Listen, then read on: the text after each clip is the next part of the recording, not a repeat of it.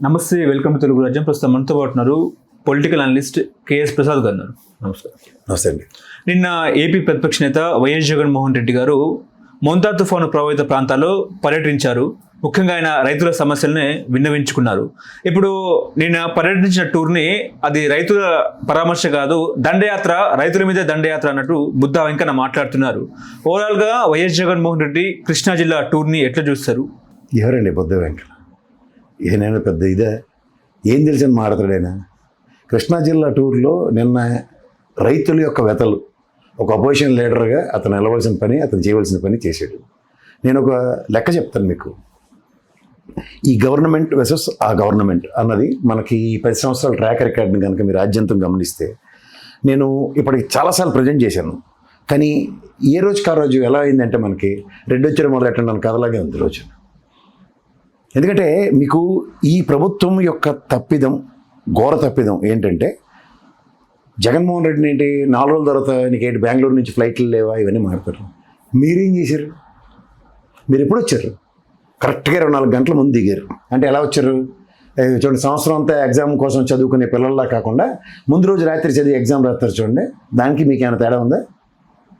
మళ్ళీ ఒకే ఒక్క రోజు మీరు ఇలాగేదో ఆ పౌడర్ డబ్బా వాడు చెప్పినట్టు ఇలా 3 కంప్యూటర్ల నుంచి అంటే తుఫాన్ తోసేసినట్టు మాకు బిల్డప్లు ఇచ్చారు తప్ప 40 లక్షల మంది ప్రజలు, 11 లక్షల వరి, 1.4 లక్షల పత్తి పంట, 1.2 లక్షల జొన్న, అలాగే మినుగులు, పెసలు. ఎందుకంటే రబీ సీజన్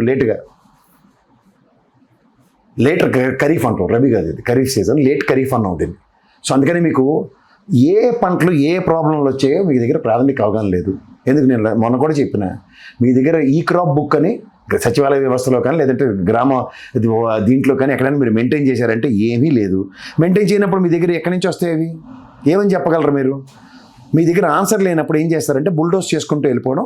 దానితో మా దరిద్రానికి మీ దగ్గర తపేలా ఛానళ్ళు ఉన్నాయి, వాళ్ళు మీకు ధీరుడు సూర్యుడు అని బిల్డప్లు ఇచ్చుకుని ముందుకు నెట్టుకుని వెళ్ళిపోతున్నారు. ఎన్నాళ్ళు ఇలా నెట్టుకుని వెళ్తారా బాబు అంటే? అలా అదే పనిలో ఉన్నారు మీరు ఇప్పటికి కూడా. ఆఖరికి బుద్ధ వెంకన్న కూడా మాట్లాడేశాడు. నిజమే, శాబాష్. దేంతో మాడాలి నువ్వు? ఓ డేటా స్టాటిస్టిక్స్తో మాడాలి. అయ్యా, ఎలాంటి డేటాతో మాడాలి? మా ప్రభుత్వం వీళ్ళని ఈ విధంగా ఆదుకుంది, కాపాడింది అని చెప్పాలి. లేదంటే కేంద్ర ప్రభుత్వం తక్షణ సాయం. మీకు హుదూద్ తుఫానే ఒక ప్రాక్టికల్ ఎగ్జాంపుల్ చెప్తాను. హుదూద్ తుఫాన్లో మీకు తెలుసో తెలీదో ప్రాథమిక అంచనాలు ఎంత ఇచ్చారండి మీరు? 1000 కోట్ల పైసలకి ఇచ్చారు. వాళ్ళు ఎంగిల్ చేత్త కొట్టినట్టు 200 కోట్లు ఇచ్చారు. ఇప్పుడు కూడా మీ కూటమి సర్కారే కదా. ఈ కూటమి సర్కార్లో మీరు మాకు ఏం చేశారు అన్నది ఒక పెద్ద ప్రశ్న కింద ఉంది. ఏం చేశారంటే అది చెప్పమంటే అది తప్ప అని చెప్తున్నారు. 40 లక్షల మంది ప్రత్యక్షంగా ప్రజలు తీవ్ర వ్యతలు పడ్డారు. ఇప్పుడు మనకి ఏదైనా సరే ఒక ప్రభుత్వంకి ఇంకో ప్రభుత్వంకి కంపారిజన్ అండి, లేదంటే ఈ ప్రభుత్వం ఇచ్చేసింది, మా ప్రభుత్వం ఇచ్చేసింది అని చెప్పాలి. మీరు ఈ క్రాప్ ఇన్సూరెన్స్ కట్టలేదు, కేంద్ర ప్రభుత్వం నుంచి తక్షణ సాయం తీసుకురాలేదు. ఇన్ని డ్యామేజ్లు ఉన్న దగ్గర మీరు ఇప్పుడు ఏం చేస్తున్నారంటే అది తప్పని చెప్తున్నారు. సరే, ఒక డేటా చెప్తాను మీకు. 14 నుంచి 19 దాకా మా దగ్గర గవర్నమెంట్ చూసాం, అది మీ కూటమి అండ్ లేదంటే ఫైనల్గా తెలుగుదేశం గవర్నమెంట్. రైతులకు మీరు అందించిన సాయం ఎంతంటే 61,758 కోట్లు. నా దగ్గర కాదు, మీరు బడ్జెట్లు తీసుకుని బడ్జెట్లో ఏ ఇయర్కి ఆ ఇయర్ ఎలకేషన్స్ ఏమున్నాయి, ఎంత ఖర్చు పెట్టారు అన్నది ప్రజలు తెలుసుకోండి. రెండోది, మీరు 19 నుంచి 24 దాకా ఉన్నాయి ఈ గవర్నమెంట్, ఏది వైఎస్ఆర్సీపీ గవర్నమెంట్, 1,75,571 కోట్లు రైతుల పట్ల ఖర్చు పెట్టింది. స్టాటిస్టిక్స్ మాట్లాడదాం, కంపారిజన్ కూడా ఇస్తాను ప్రతిదానికి. ఇప్పుడు మీకు వైఎస్ఆర్సీపీ గవర్నమెంట్ వర్సెస్ చంద్రబాబు నాయుడు గారి గవర్నమెంట్ చూద్దాం. వైఎస్ఆర్సీపీ రైతు భరోసా 34,288 కోట్లు ఇచ్చింది. ఇది కేంద్ర రాష్ట్ర ప్రభుత్వాలు 2 కలిపి అనుకోండి, లేదా రాష్ట్రం నుంచి ఇచ్చింది. అది మీ టెన్యూర్లో 0, 1 రూపాయి ఇవ్వలేదు. నెక్స్ట్ మీకు ఉచిత పంట బీమా ప్రతి బడ్జెట్లోనూ. నెక్స్ట్ కాగ్ రిపోర్ట్, ఈ 2 కంపేర్ చేసుకోండి. ఎందుకు చెప్తున్నానంటే టోటల్ 7,802 కోట్లు 5 సంవత్సరాల్లో పంట బీమా కట్టింది ప్రభుత్వం. మీ ప్రభుత్వంలో ఎంత కట్టారంటే 2,406 కోట్లు కట్టారు. ఎంత డిఫరెన్స్ అండి? 5,000 కోట్లు. మీకు ఇంకొక లెక్క ఉంది. దీంట్లో మన పంట బీమా కట్టాం కదా, రైతులను ఎలా పరిరక్షించారు? ఇప్పుడు ఇన్సూరెన్స్ కడితే క్లెయిమ్ చేస్తారు కదా, అకాల వర్షాల్లో లేదా తుఫాన్లు వచ్చినప్పుడు. జగన్మోహన్ రెడ్డి గారి గవర్నమెంట్లో 1967 కోట్లు పంట బీమా త్రూగా ప్రజలకు చెల్లించబడింది.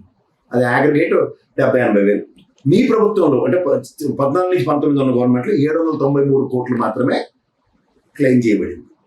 అలాగే ధాన్యం కొనుగోలు కంపారిజన్ ఇదే కదా, 65,258 కోట్లు కొన్నారు. చెక్ చేసుకోండి, నేను ప్రతిదీ బ్యాలెన్స్ షీట్ ఆఫ్ ఆంధ్రప్రదేశ్ దాంట్లో నుంచి మాట్లాడుతున్నాను. మీ ప్రభుత్వంలో 14 నుంచి 19లో 39,524 కోట్ల వడ్లు మాత్రమే కొన్నారు. ఇందులో కరోనా 2 ఏళ్ళు ఉంది, గమనించండి. నెక్స్ట్ ఉచిత విద్యుత్. ఓకే, రాజశేఖర రెడ్డి గారి ధర్మం రైతులకు ఉచిత విద్యుత్ ఇస్తున్నారు కదా, దాంట్లో 43,744 కోట్లు ఉచిత విద్యుత్ ఇచ్చారు. వీళ్ళు 21,322 కోట్లు ఇచ్చారు చంద్రబాబు గారి గవర్నమెంట్. ఇంకెక్కడి నుంచి ఏవి తెలుగుదేశం గవర్నమెంట్లో అంటే 14 నుంచి 19 దాకా ఇప్పుడు నేను చదవబోయేవి ఏవి తెలుగుదేశం గవర్నమెంట్లో జరగలేదు. అంటే 14 నుంచి 19 దాకా ప్రజలకి, రైతులకు ముఖ్యంగా ఈ పథకాలు ఏవి రాలేదు. ఏవి? ఫీడర్ల సామర్థ్యం పెంపు 1700 కోట్లు ఖర్చు పెట్టాడు జగన్మోహన్ రెడ్డి, ఆ ప్రభుత్వంలో శూన్యం. విద్యుత్ సబ్సిడీలు ఆక్వా రంగానికి 3,497 కోట్లు ఇచ్చారు, వీళ్ళ ప్రభుత్వంలో శూన్యం. వైఎస్ఆర్ యంత్ర సేవ 1,052 కోట్లు, మీ ప్రభుత్వంలో శూన్యం. సూక్ష్మ సేద్యం పండ్ల తోటలు 3,365 కోట్లు ఖర్చు పెడితే మీ ప్రభుత్వంలో శూన్యం. జగన్మోహన్ రెడ్డికి మీకు కంపారిజన్. అలాగే విత్తన సబ్సిడీ 1,380 కోట్లు ఇస్తే మీ దగ్గర శూన్యం. ఆయిల్ ఫామ్ రైతులకి 248 కోట్లు ఇస్తే మీ ప్రభుత్వంలో శూన్యం. 0 వడ్డీ రుణాలు 2,051 కోట్లు ఇచ్చాడు, మీ దగ్గర శూన్యం. శనగ రైతుల బోనస్ 300 కోట్లు ఇచ్చారు, మీ దగ్గర శూన్యం. రైతు భరోసా కేంద్రాలు 10,778 కట్టాడు, మీరు శూన్యం. అగ్రి ల్యాబ్స్ 120, మీ దగ్గర శూన్యం. గోదాముల నిర్మాణం 1,134 కొత్త గోదాములు కట్టారు, మీ టెన్యూర్లో ఒక్క గోదాము కూడా కట్టలేదు.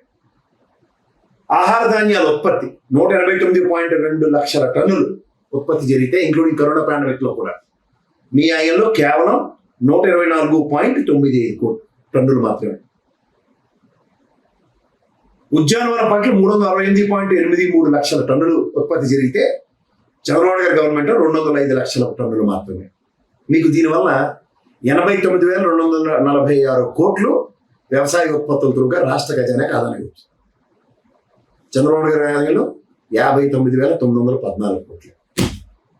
ఈ డిస్పారిటీ ఎందుకంటే ఎప్పుడైతే రైతులకి 1,75,571 కోట్లు ఖర్చు పెట్టిన ప్రభుత్వం వర్సెస్ మీ ప్రభుత్వం అంటే చంద్రబాబు గారు 14 నుంచి 19లో 61,758 కోట్లు మాత్రమే ఖర్చు పెట్టారు.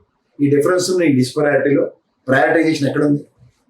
అందుకని రైతుల దగ్గరికి వెళ్ళగలిగారు. అందుకే రైతులు కూడా మీరు ఎన్ని నియంత్రించినా సరే ఆగేరా.